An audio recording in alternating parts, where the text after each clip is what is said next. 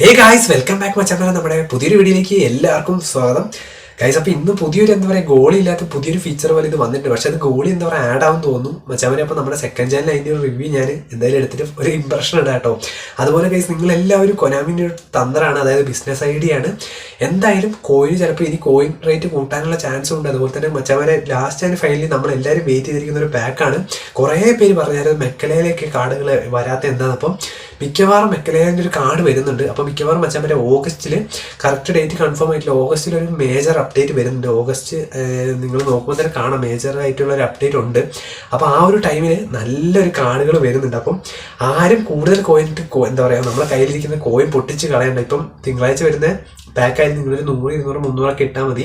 അത് കുറച്ച് കോയിൻ നിങ്ങൾ മാറ്റി വെക്കുക. പിന്നെ അതുപോലെ തന്നെ എന്താ പറയുക, നമ്മുടെ ഈ ഒരു കിട്ടിയ പുതിയ സെലക്ഷൻ കോൺട്രാക്റ്റിലെ ക്യാമ്പയിനിൽ 100 കോയിനൊക്കെ ഓൾറെഡി ഉണ്ട്. അപ്പോൾ നിങ്ങൾ എല്ലാ ദിവസവും ലോഗിൻ ചെയ്യുക, വെറുതെ കളയണ്ട.